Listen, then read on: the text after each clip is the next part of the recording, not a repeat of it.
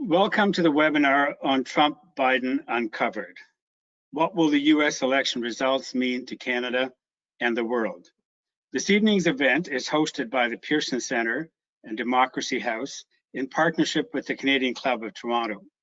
My name is Andrew Cardozo and I'm president of the Pearson Centre. Welcome everyone. As many of you will know, the Pearson Centre, founded in 2013, is a progressive think tank that addresses the big economic and social challenges of the day. And in that context, we've hosted some 30 webinars since April on the broad theme of COVID and beyond, as we seek to find solutions to the many challenges in the short and long term. Please keep in touch with our website, which is thepearsoncentre.ca, for the upcoming webinars that include a conversation with the new Green Party leader, Annamie Paul, on October 29th, followed by other webinars in the weeks ahead on issues like jobs and infrastructure and energy affordability and the long term of COVID and the healthcare system. Tonight, the night before the second presidential debate, we have a very special session that focuses on the US election. We will talk about this pivotal election in the United States and how the outcome will affect Canada and world affairs depending on who is elected. We have some 550 people registered for this session, and while the majority are Canadians, I want to say to our American audience, the election is not only about you, it is also about us. What you do affects us and many countries around the world. Just quickly on the format, we have an awesome panel who bring important perspectives to the discussion. Thank you for joining us. The panel discussion will last about 45 minutes, and then we will have time for a Q&A period with you, the audience. So please make sure you send in your questions through the question box, not the chat box, and we'll try and get as many of those questions in as possible. This session is being recorded and will be posted on the Pearson Centre YouTube channel later today. So for those who want to see it again, or if you want to tell others about it, or see any of our past webinars, just go to YouTube and search for Pearson Centre. Now, I'm pleased to tell you that our moderator today is Alison Smith. For more than 3 decades, she was a senior correspondent with CBC in many countries around the world. She was a Washington correspondent for CBC TV from 2005 to 2009, covering President Barack Obama's first election and inauguration. In recent years, Alice has hosted 3 seasons of the Foreign Affairs program Perspective for the political network CPAC, the American version of which is C-SPAN. And she is currently hosting a 3-part series for Hot Docs entitled America Votes. So with that, over to you, Alison Smith. Thank you very much, Andrew. Well, we've got 13 days until official election day, and already you probably know that more than 40 million Americans have already voted in this election. There's clearly keen interest, and you know, if you talked about sort of where things stand, some more recent polling shows that Trump in some key states may be eating into what has been a pretty steady and well-established lead by Vice President Biden. It's not clear what tomorrow night's debate will bring, whether muting microphones will make a difference, because I'm sure you can't mute the microphone across the 12 feet that will be between the 2 candidates, but it will be one to watch. I would like to welcome our panelists, and let me first introduce Ambassador Bruce Heyman, who was the U.S. Ambassador to Canada between 2014 and 2017, and he's also involved with the Biden 2020 campaign. Along with his wife, Vicky, he wrote a book entitled The Art of Diplomacy, Strengthening the Canada-U.S. Relationship in Times of Uncertainty. And they have since founded an organization called Uncharted that's aimed at connecting diverse groups of Canadians and Americans. Elizabeth May is no stranger probably to most of you, but what you may not know is that she was born in the United States in a very active political family. Ms. May is a Canadian. She's well known as the former leader of the Green Party and is currently the MP for Saanich-Gulf Islands. Jamal Watkins is a lifelong activist, I think it's fair to say, but in his current role, he is Vice President of Civic Engagement at the NAACP, leading that organization's efforts to expand and involve African American engagement and involvement in democracy. And I guess that means get out the vote. And Mark Feigenbaum is a tax lawyer, and they're not as rare as you might think. He is a Republican who's originally from California, and he is chairman of Republicans Overseas in Canada. I welcome you all. So, you know, it's very hard not to follow the horse race. I think I look at polling for the US election almost as often as I look at COVID numbers these days. So let me ask you first, Ambassador Heyman, what you think the actual state of play is and if it's shifting at all.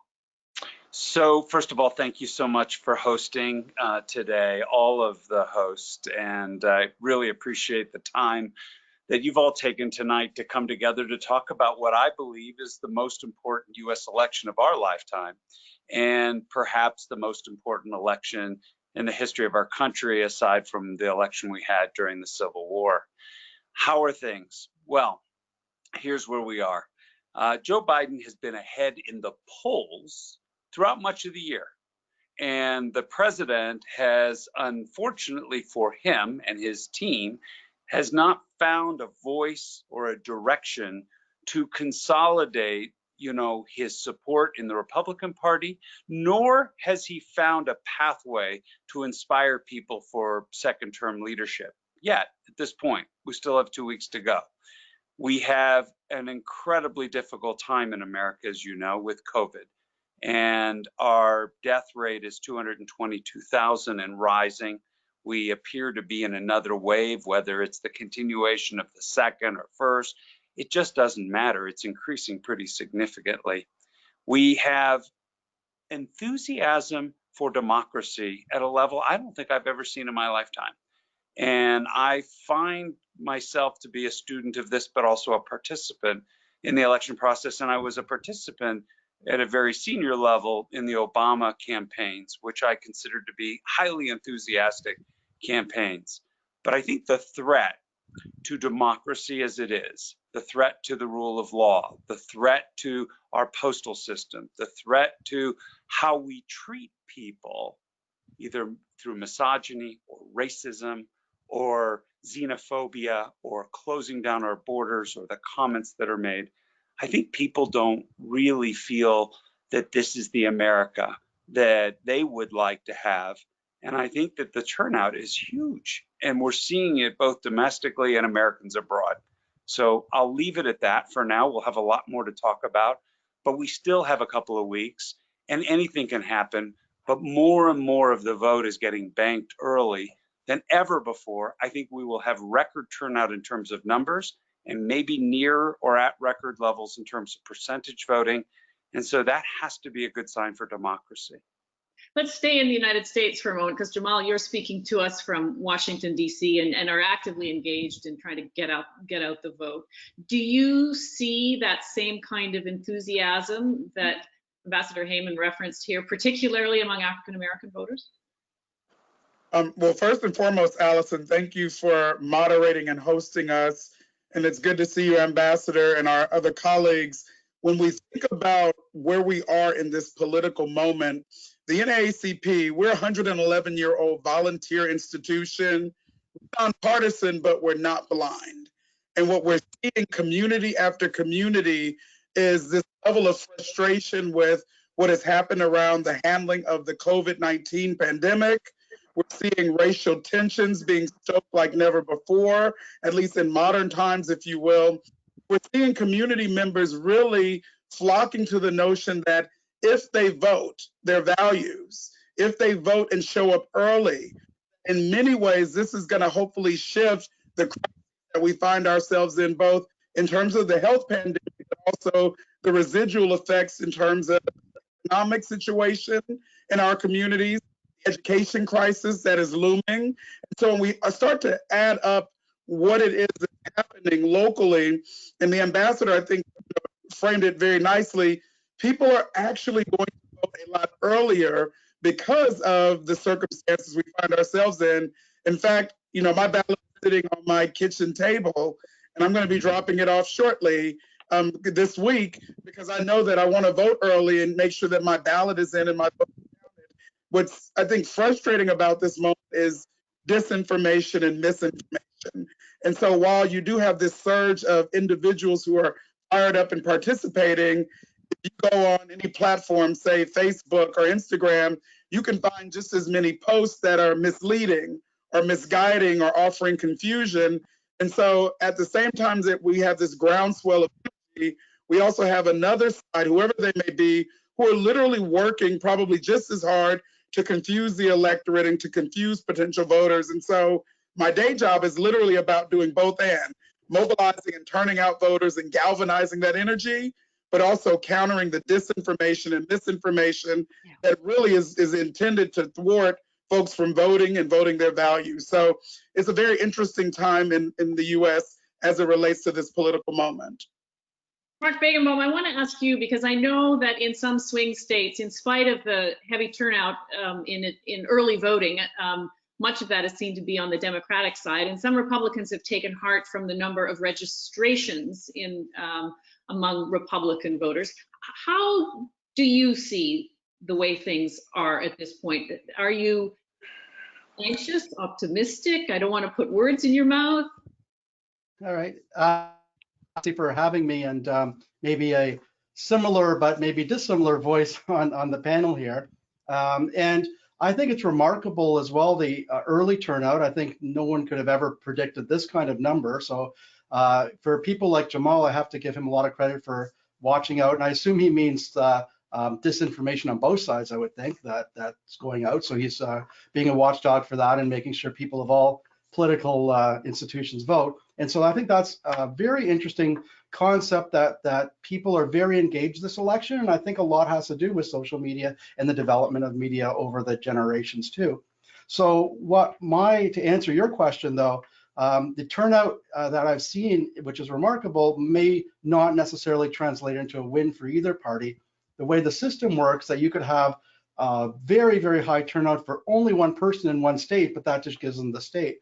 So this is actually more of a math exercise, I think, and there's combinations and permutations and people who spend 8 hours a day going through all of the math, and there's pathways for either person to win right now. So no one's out regardless of the national polling. Elizabeth May, when we spoke a couple of days ago, you used some pretty strong language, and you said that the country you were born in is in deep peril. I'm curious to know what you're referencing and also what you think the significance of this election actually is. Well, yeah, first I want to acknowledge I'm on the traditional territory with Saanich Nation and raise my hands to all of you, Haishkasiyam, which is in the language of the people of this territory, a welcome, a greeting, and a thank you. And to Mark, I just can't imagine anything worse than being a Trump supporter in Canada. You must find yourself very lonely. So I want to thank you for being willing to join a panel where you're. What I'm going to say next may offend you, but as Alison said in our pre-conversation, I think that Donald Trump presidency is actually the single largest threat since the U.S. Civil War to the integrity of the Constitution of the United States. Can it bear up? Where a president appears not to have read the Constitution, not to be aware of the limits of executive power, to be willing to say things that are blatantly untrue, to have failed his country so deeply in a time of a pandemic.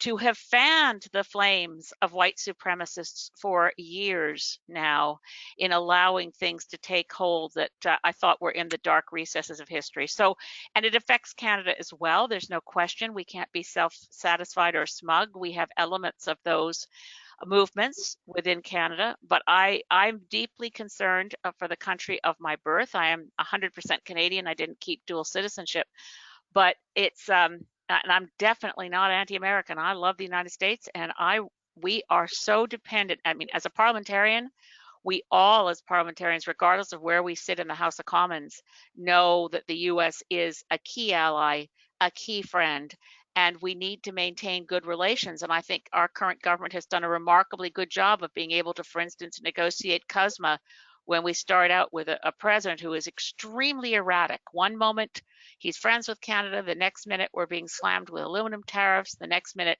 he's pulling out of the Paris Agreement and actually assaulting multilateral organizations globally in a way that is destabilizing. I mean, he's chosen his friends and buddies among the dictators of the world and anti-democrats and is eschewing the normal multilateral framework of modern liberal democracies. So yeah, it's a challenge. My heart is in my throat until this election is over, and then even after that, for what happens if there is a transition of power. It's clear that President Trump has changed the world view of American leadership, and that there's likely, in a sense, no going back. So looking forward, what does American leadership look like going forward for either leader? What does the new world order look like, Ambassador?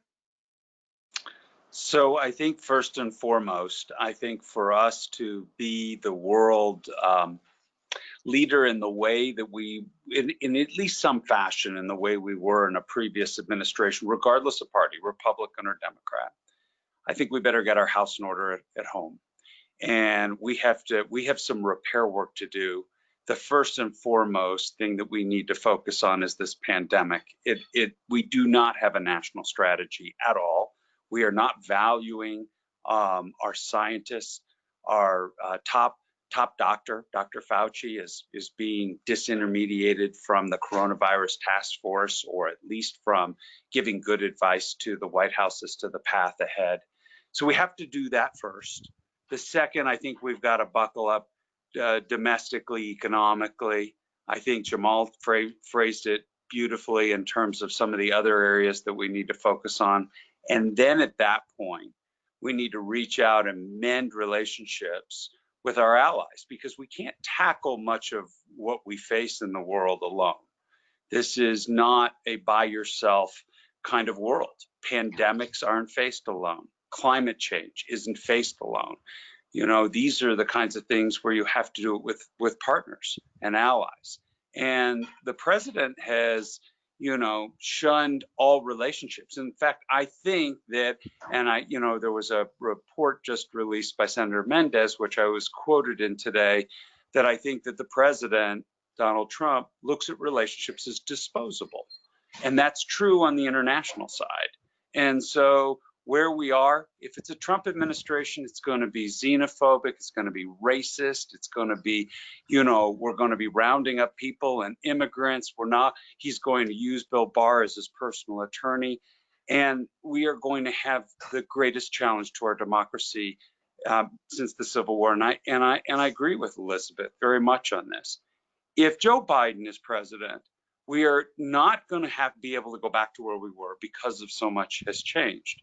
But he's using a term, build back better. I think that's true internationally as well, but it's going to take a fair bit of work. And we've got to rebuild the State Department, which has been so damaged in this process. So many people with so many years of experience are not there anymore. So we have to rebuild the talent.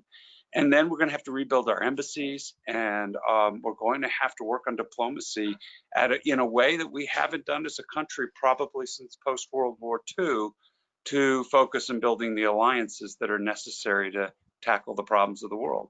So I think it's a stark difference. I think, this is, and let me just say this, and I think I'm in agreement with a number of people on the panel. I don't know where Mark's head is on this. I think having a two-party system and a functioning two-party system is really important in the United States.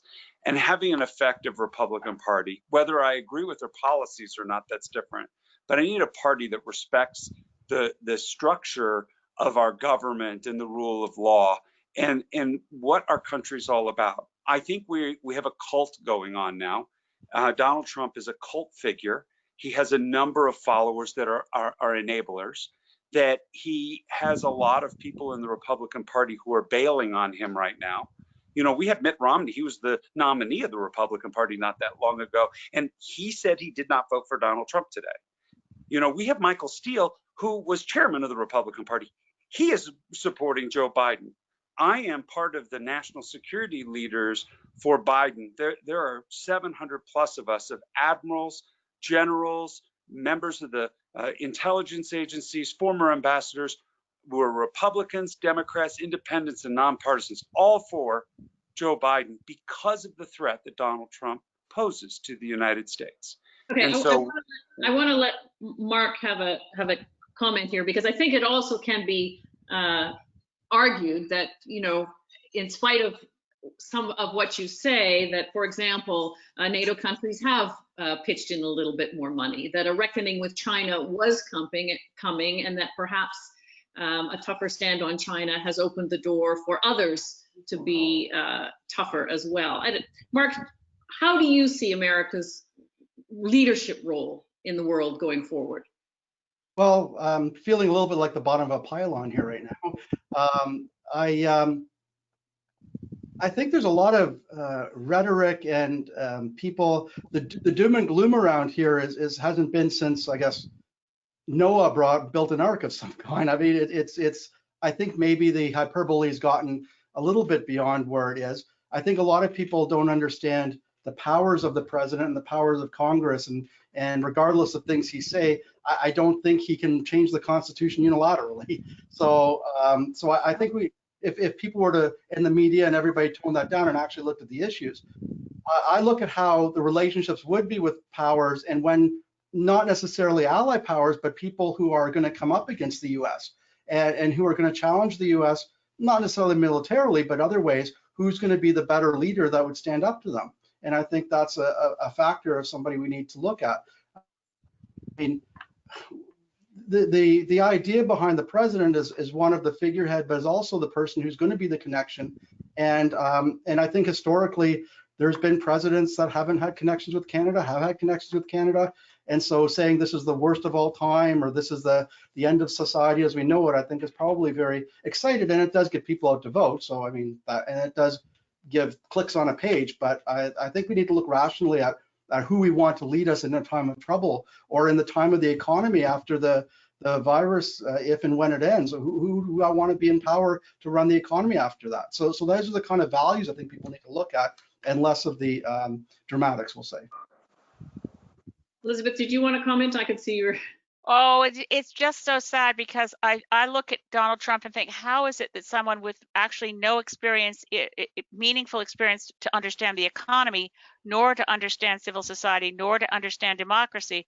I mean, he essentially has an entirely earlier, the discussion about maybe he sees people as disposable, and relationships and allies as disposable. I think he actually sees things in a very much from his reality TV show of doing a deal. And you're going to do a deal, you're going to bluff, you're going to pretend you've got.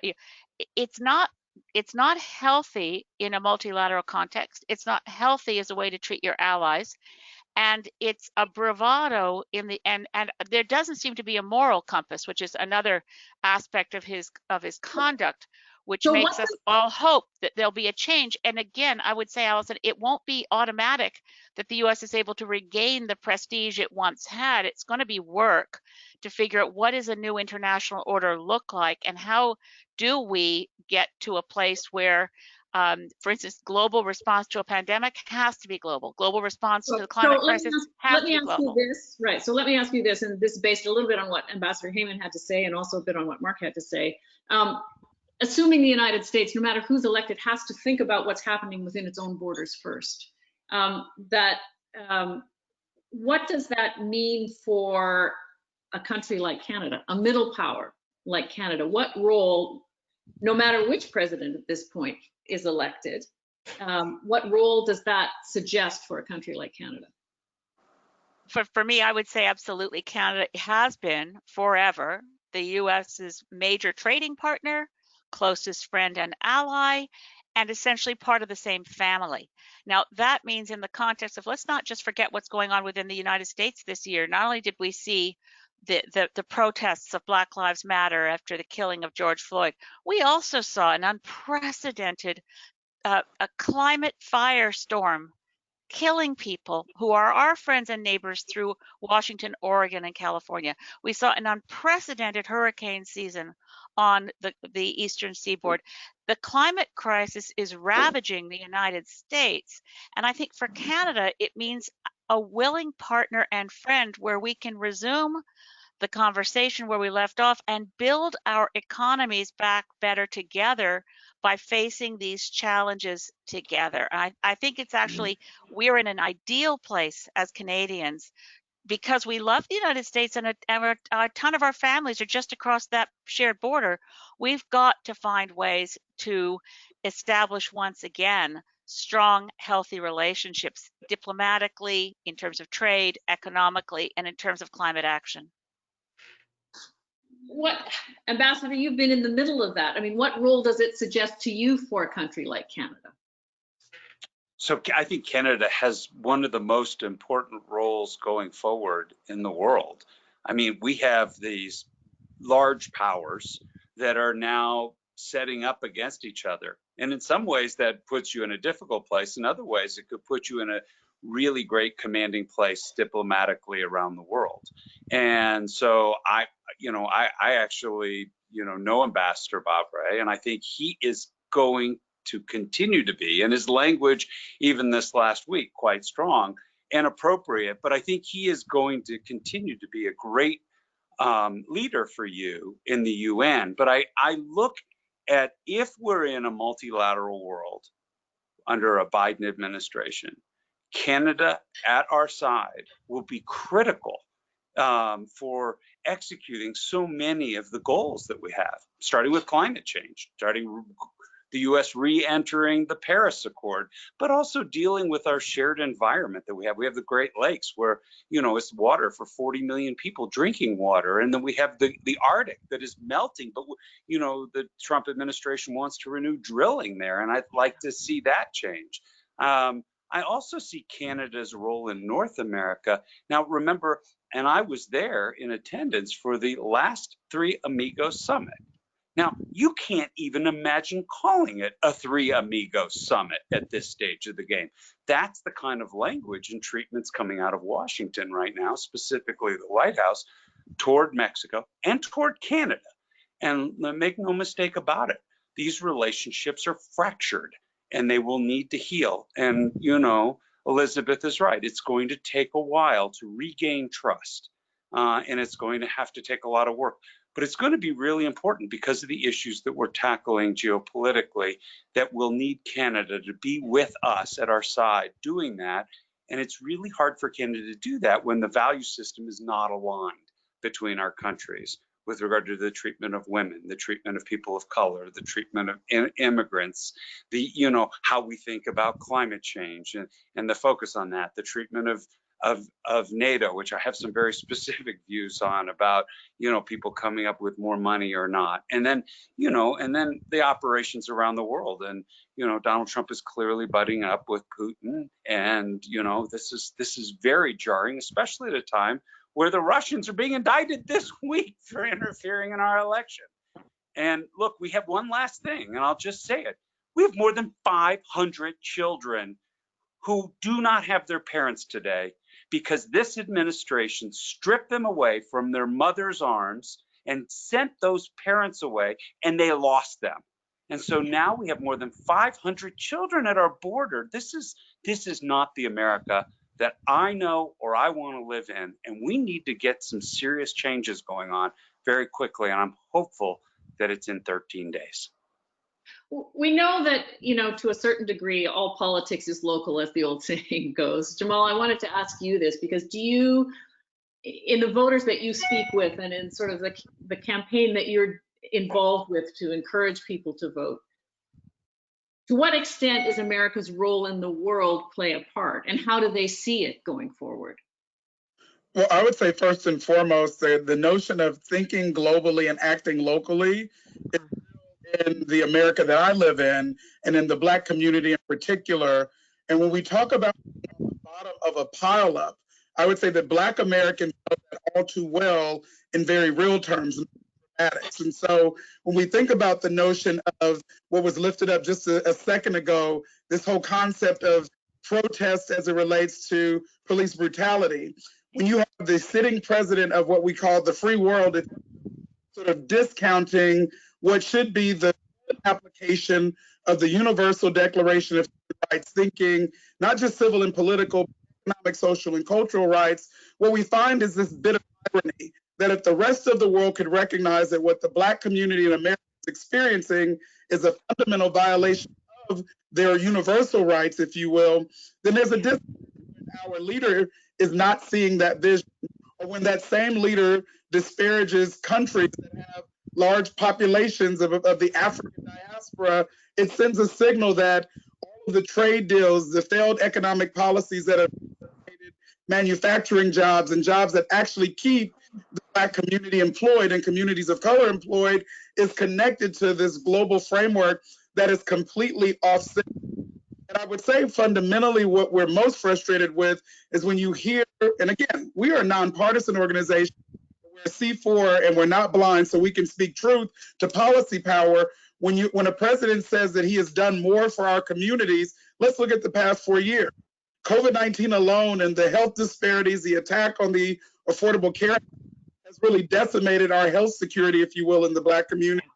Then when you start to roll in things like the economy, you see that it doesn't add up. We actually benefited from the previous Obama administration, and now that the economy is starting to settle, Black folks find themselves in these low-paying jobs. And so when you start to add it, it's the notion that if you are suffering locally in the United States under a leader who doesn't see your community and value your community, then just imagine what that means for the African diaspora in places like Canada and other countries where anti-Blackness then becomes the trend. Because if America is saying it's okay, the sitting president is saying it's okay, then it somehow justifies that democracy is giving a pass to foreign governments around the world who say it's okay to use anti-Blackness to not only meddle in our elections in 2016, but to continue to undermine the fabric of our democracy. The whole Cambridge Analytica story that broke in regards to deterrence. So it's completely frustrating and at the same time factual that we are dealing with a leader that is inadequate, that drums up racial divisions, and in my opinion, and the opinion of our organization, is driven by power and money and not by making sure that America is the healthiest and the strongest that it ought to be. Yeah. Mark, I want to draw you in on this conversation because I'm curious to know about the sort of the core values that Republicans find apart from Trump, because we talked about this when we spoke on the phone a couple of days ago, the idea that, of course, we are all focused on the presidential campaign and that offers the great theatrics, but there are Senate races and House races going on as well, and that there are sort of core Republican values that have played an important part in American civil political discourse for generations. Tell me what the core values are that would drive, for example, Republicans overseas in Canada to vote Republican on the ticket this time. Well, thanks. I kind of want to step back and set the stage for that answer. And the ambassador and the member said how they have to clean their own house. They have to look internally at the U.S.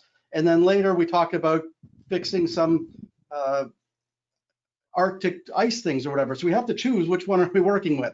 And I think that they were correct in the first step is that the U.S. has a lot of issues right now and needs to clear those up. And they have to be cognizant of other forces that are coming in. But I think it's interesting that we would expect any country to not be friendly with another country, but not put themselves first. Like you wouldn't expect a country to say, well, this isn't really good for the U.S., but it's better for Canada, so I think we'll do that. So what I look at is how is the U.S. going to manage itself and on what basis? And as I mentioned before, the president has limited powers, regardless of what's reported and everything. And the legislation comes from the House and the Senate. And the House is likely to stay Democrat. I concede that. It'd be very, very unusual that it wouldn't. But if the Senate remains Republican, which is a likely conclusion, then how would a Democratic president have all these dreams and talked about all these things that he's going to do, but be limited in his power just like everyone else? And so maybe we'd want a Republican president. And the values I'm looking at are the vice president and the senator said flat out they're going to cancel the tax cuts. They made it clear it was only for the rich, but we all know the tax cuts affected everybody. And to say not is disingenuous. So do people want to all of a sudden start paying more taxes now? The culture of the US is they don't like that sort of thing. What about trade? We look at Canada and we again look at the character of the president, but actually the trade policies, which are very similar between the two parties, but the trade policies would actually benefit Canada if it's a Republican government, the Senate or the president. And so I think we have to take the face off a little bit of what we're all arguing about and this particular personality or whatever, and look at the values of republicanism: smaller government, lower taxes, less burdensome. And what do we need? What bear do we need to put the country back on track, particularly when the pandemic's done? So many people are unemployed because of that, nothing that the president did to employ people. And so how can he put us back into the right track? So I look at this: who do I want to lead in putting it back on track economic wise and building, like everyone said, cleaning their own house up. Alison, if you don't mind, I want to jump in here and just say, when we think about this notion of the balance of powers truly being balanced, it's not true. I live in the city of Washington, D.C., if you will. We are not a state.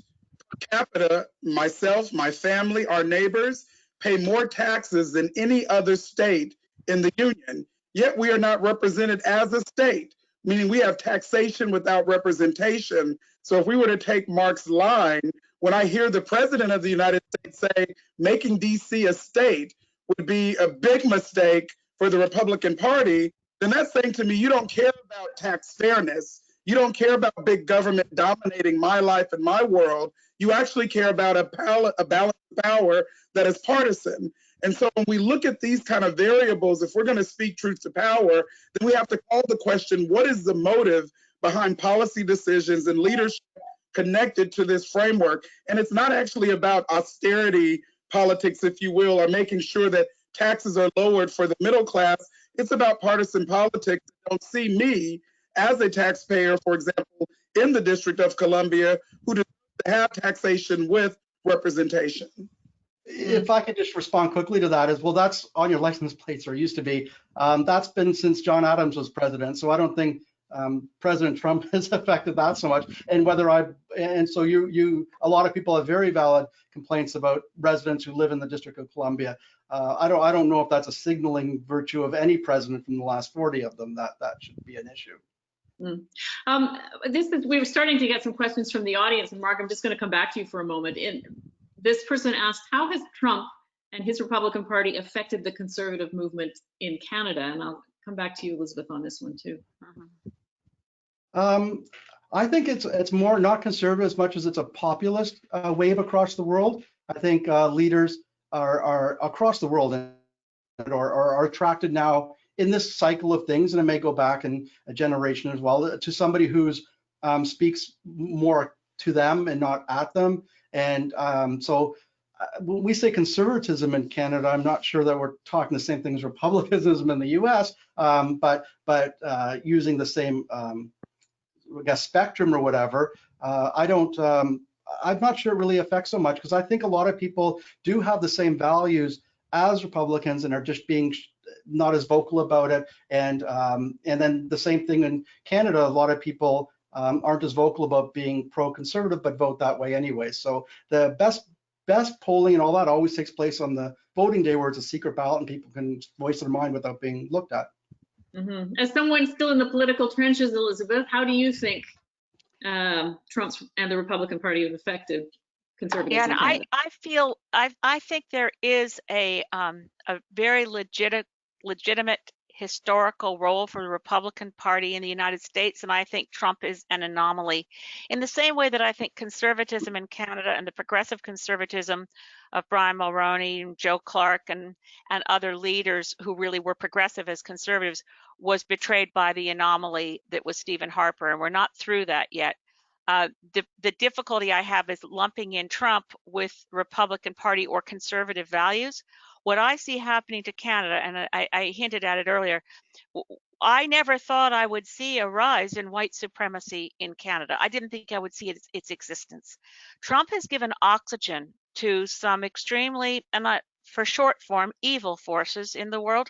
I don't think populism, as described, is really the kind of populism, the prairie populism that gave rise to Tommy Douglas, bears no relationship whatsoever to the brand of populism of Bolsonaro or Trump, which flirts with fascism.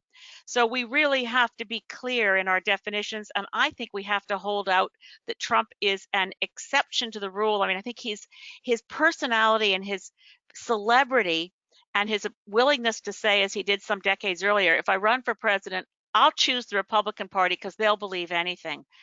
His brand of politics seems to have more in common with P.T. Barnum than Abraham Lincoln. There's a sucker born every minute, and Trump knows how to exploit them. And I think that this period of time for the world has been dangerous, but it has made, like, we Proud Boys, let's face it, it's a terrible thing to have on our record as Canadians, but it started in Canada. We are seeing systemic racism within our police forces, particularly anti-Indigenous racism, which we must name and work on hard. We're not immune from these dark forces in our country, but we do tend, and again, this goes back to de Tocqueville. So if you're going to look at a nation and say over a period of several hundred years, we have certain characteristics that differentiate us from the people we love south of the border, we are more focused on what's good for all of us together as community, much less focused on singular individualism. And I hope we hold on to that as Canadians because it's not preordained. Here's another question, and Ambassador Heyman, I'm going to put this to you. Can electoral reforms ever happen with regard to the Electoral College? You know, in Canada, we're still debating proportional representation. Election reform is a touchy, difficult, contentious subject. Is that part of the problem in the United States, and is it something that should be reformed? The answer is everything should be reformed as we can find paths to improving the processes we have. And I think that there are a number of states that have found a way around, and if we can get affirmation by enough of them, a number of states have found a way around to deal with, without changing the Constitution directly, how to deal with the Electoral College. And that is supporting the popular vote of the country as to how that they will allocate their electors, and only doing that, though, if enough states all come together to do that such that it becomes validated. And so this movement is afoot, and there is a process that could possibly get us to that. I would also say gerrymandering is a huge problem in our country, and we're doing a census right now, which will then develop into reapportionment and how each congressional district, or your ridings, how each are drawn and how they are redeveloped within each state, and that sits for a decade.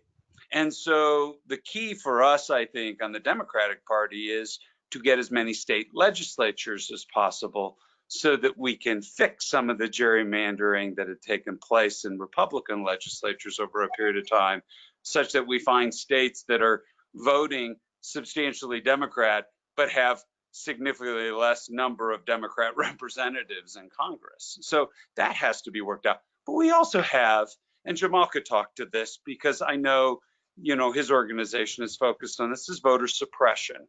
And the reality is that we just need to make sure that the people who want to vote, who are legally allowed to vote, can vote and their votes count.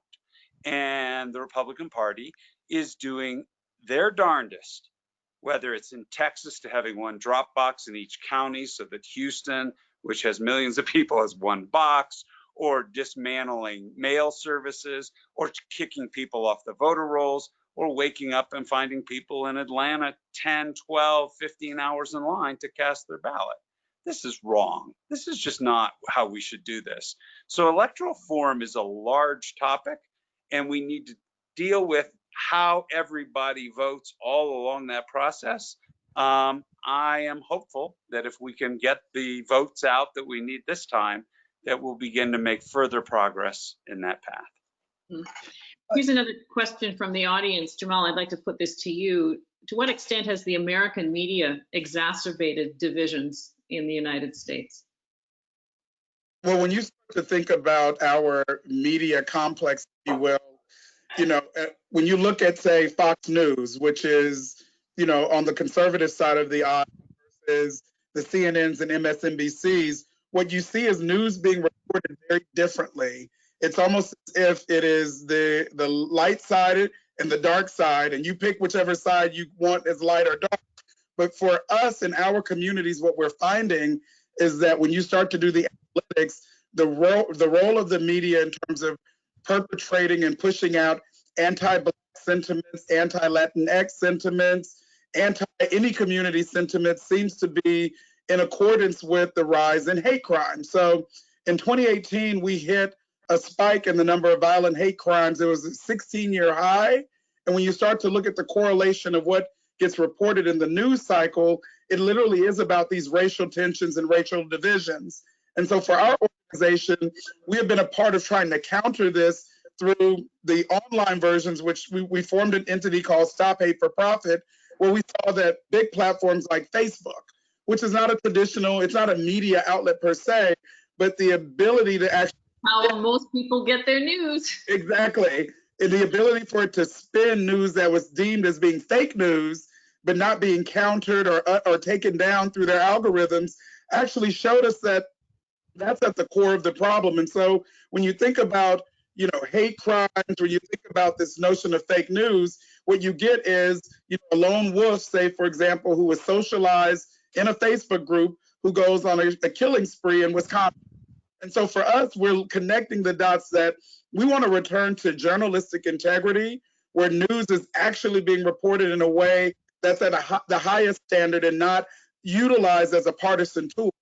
And that's the hard part, I think, about where we are, is because sensationalism sells, violence sells, all of the things that we are actually trying to counter sells. And so in this moment, we're very clear that news outlets have a responsibility to do things differently, to handle business differently. And until we see change in the political leadership in terms of the appetite to move in that direction, you're going to keep having more and more of what we're seeing now in the U.S. Mark, did you want to jump in on that? I can see you. Yeah, I wanted to talk about the electoral reform because I find it interesting. Everyone always screams when they lose, and either party, I guess, would do that.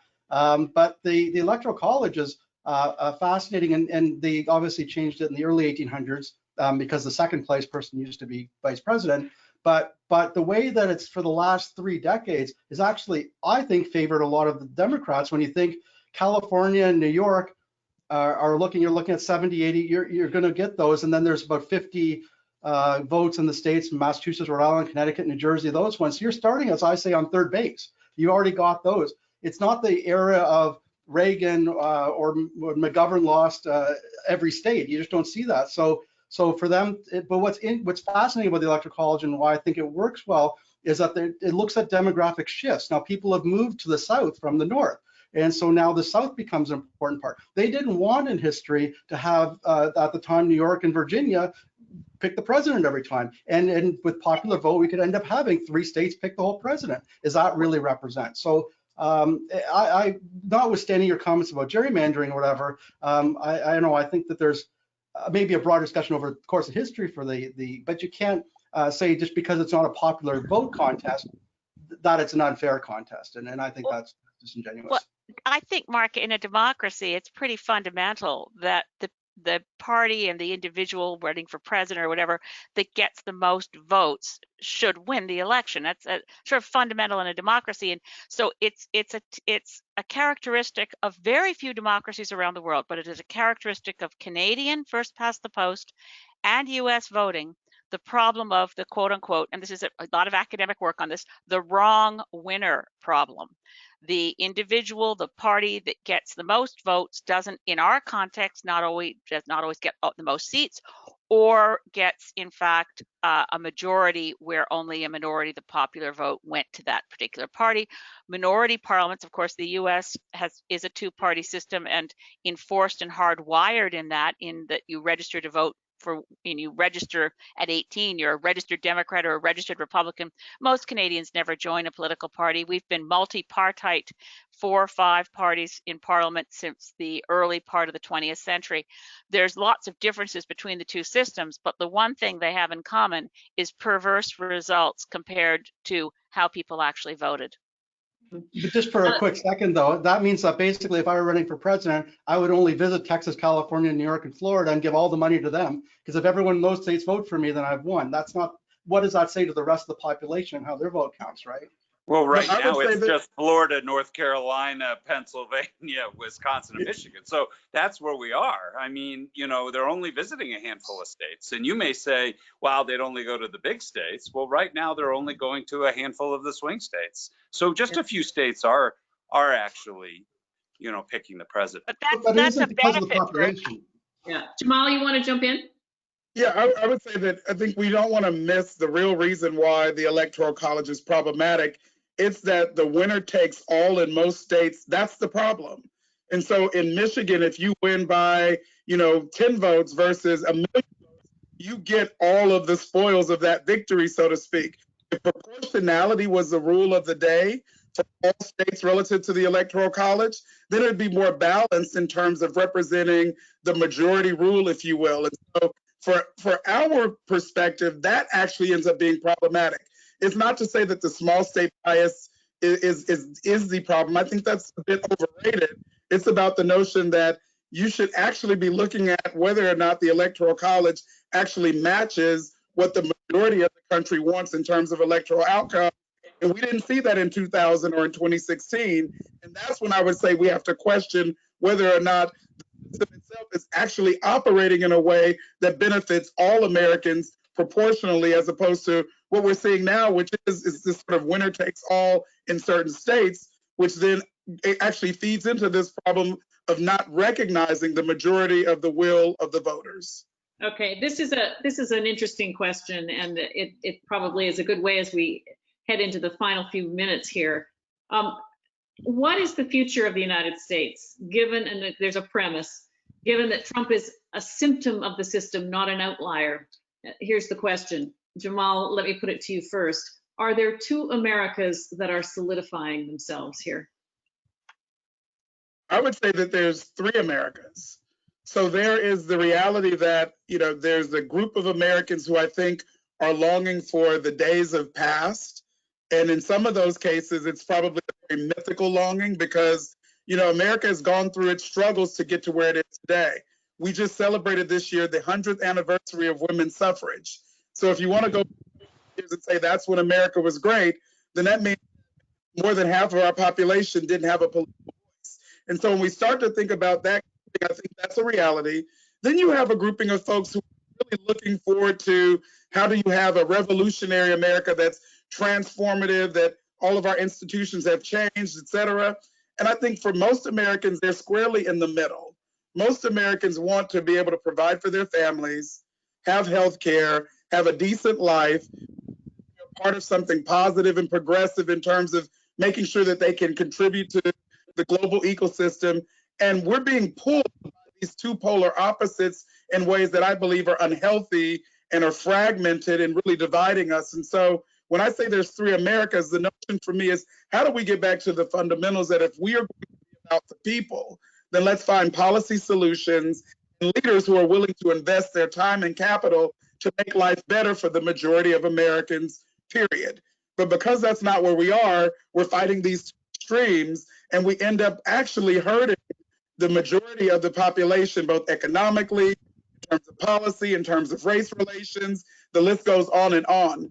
So for our organization, we're looking for leadership that is about policy solutions that benefit the majority of Americans, that are racially inclusive, and that actually lead us forward in the right direction, as opposed to sort of catering to these polar opposites that don't really speak majority.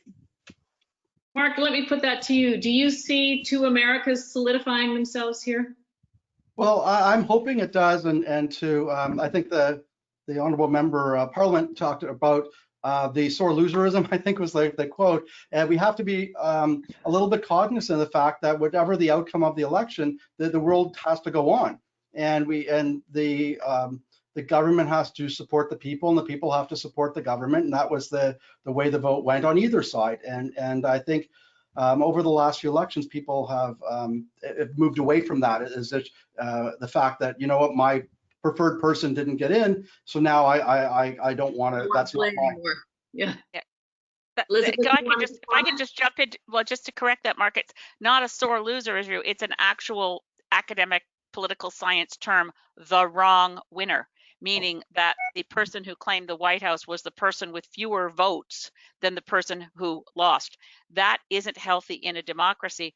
But I will say, I hope very much that this is the moment which hasn't been discussed among us yet, which is, of course, that this global pandemic is unlike anything we've experienced in terms of its wrenching impact on societies. We haven't had anything like this since the Second World War.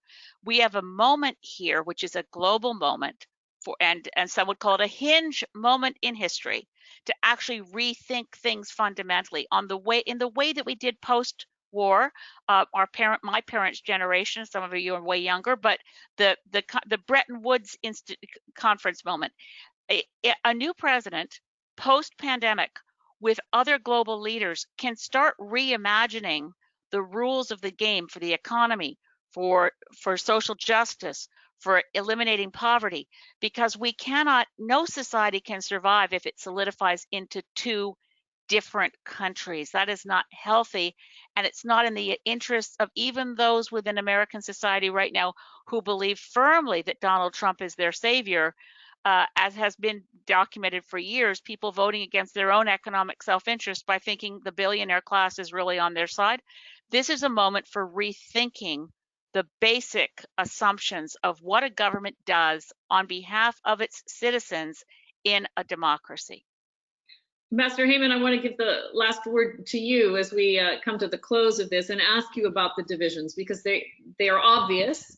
Some of them are not new.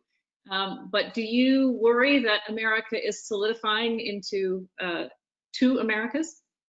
So that takes us to the election. The name of our country is called the United States of America. We have a president today who is dividing us. He is dividing us based on race, religion, nationality, gender, sexual orientation. He's dividing us, our cities in the north versus our rural in the south. He's dividing us in ways that are solidifying along this comment, this division of this country. I think, though, that the leader of our country sets the tone and the direction and has the ability to bring us together as the United States of America. And so it's not an easy task now, because we are significantly divided as a result of this. We're even more divided, rich and poor, because of just tax legislation that has gone into effect. And the gap between rich and poor is quite wide in our country. Healthcare services, quite wide. We are divided as a country, but we have a chance right now to bring it together. I'm going to leave you with one story that may give you at least a sense of the man, Joe Biden, who I know personally, and can give you an idea of who he is and what he's all about. Vicki and I had the opportunity to attend a state dinner for Angela Merkel. It was in the Rose Garden. And we were at that dinner, and seated at our table, I don't know how it happened this way, was one Joe Biden and Dr. Joe Biden, and one Senator Mitch McConnell and his wife, Elaine Chao, Vicki and I, another couple. And we had given the toast. Everybody stood up. Barack Obama stood up and to give a toast to the Chancellor, Angela Merkel, and to the relationship between the US and Germany. And we were getting ready to sit down at the table. And Joe Biden said, wait a minute. And we're all, okay. Vice President says, wait a minute. We all wait a minute. We stayed standing. And he reached all the way across the table with his glass. And he said, Mitch, to compromise. And we all toasted our glasses. I could just pinch myself. I remembered as if I was sitting there at this moment. Not a short period of time later, there was a budget disagreement, one of many, between the Democrats and the Republicans. And Mitch McConnell was having a difficult time with Senator Reid. And he said, I'm not going to negotiate with him anymore. And they said, who will you negotiate with? And he said, I want to negotiate with Joe Biden. And they worked a compromise out together. Now, compromise isn't weakness. It's about working together and finding solutions and paths to success. That's the Joe Biden I know. And I am telling you, this is a man that can bring our country together. So taking back to your question, are we at a moment? It just depends who we elect as president in 2 weeks. You're a very eloquent spokesman for the Biden 2020 campaign, Ambassador. I appreciate your time, your insight, as I do of all of the panelists tonight. I appreciate your opinion, your insight, your perspective. Thank you. I'd like to welcome now my longtime friend, Howard Brown, who is one of the founders of Democracy House, to close our evening.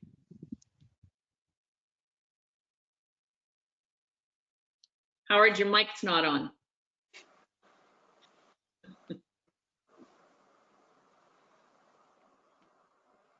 Oh.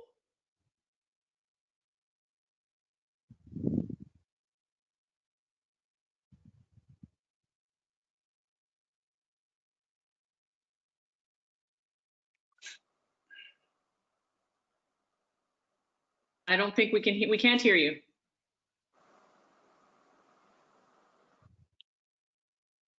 I'm going to give him a few more minutes. In a moment of levity, can I ask if anyone has any insider information on where the fly is going tomorrow? Do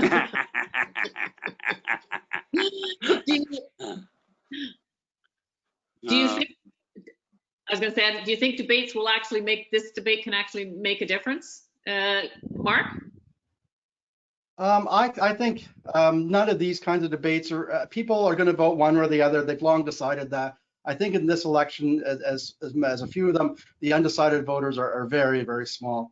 This is really all about bringing people out to vote, which Jamal's doing, which that's why I commend him for. I don't think we changed one person's view today, to be very honest, or they're going to do that tomorrow.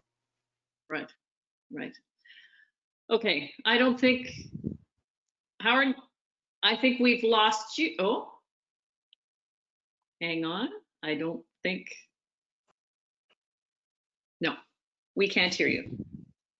I will tell you what I know about what Howard was actually going to say, and he wanted to mention Democracy House. Alison got it. We got sound. Okay. So sorry about that. Let me say that I am just delighted to be speaking tonight on behalf of Democracy House, one of the organizers of this evening's event. And my job in 2 minutes is to thank our amazing moderator and panel and tell you a bit about Democracy House. This is the first public event for Democracy House. We are a new Canadian-based group dedicated to promotion of democracy and respectful political debate. I would like to thank our partners in this event, Pearson Center and the Canadian Club of Toronto. To Alison Smith, as she said, a lifelong friend, I want to express our deepest gratitude for being such an amazing moderator. To our panelists, Ambassador Bruce Heyman from the Biden 2020 Committee, a man we've long admired for his great contribution to Canada-US relations. To Elizabeth May, one of Canada's premier parliamentarians who we've had the pleasure of watching in public life for many years and just doing a great job to advance democracy. To Jamal Watkins from the NAACP, your contribution tonight, Jamal, cannot be underestimated, and I want to thank you from the bottom of our hearts for being with us tonight. To Mark Feigenbaum from Republicans Overseas in Canada for taking on this task of having to worry about being ganged up on. I thought you represented your party well, and you represented this debate well, and I want to thank you very much. You each very much shared with us your important perspective. But more importantly, we want to thank each of you for your long-time public service and your tireless contribution to a better democracy. We are all better off because of each of you. We at Democracy House are absolutely thrilled that you could all join us for this, our first public event. We developed this event for two reasons. We believe in the importance of meaningful discussion and debate. We wanted to promote respectful dialogue as it serves to strengthen democratic systems and practices here in Canada and the US and around the world. At such an important time in the history of the relationships and the relationship between Canada and the United States, we look forward to continuing the conversation with each of you and with everyone on this call. Over 500 people signed up for this call in the months and years ahead. We at Democracy House hope you will join us for future events. Visit our website at democracyhouse.ca and sign up for our newsletter. In conclusion, I want to thank each and every one of you for joining us tonight. From the bottom of our hearts, we look forward to seeing you again. Have a great evening and thank you very much. Thank you. Thank you. It was a real honor to participate in this. Thank you all. Same. Yes, Very thank much you. so. Take care, everyone. Good night. Thank you. God bless Good night. America.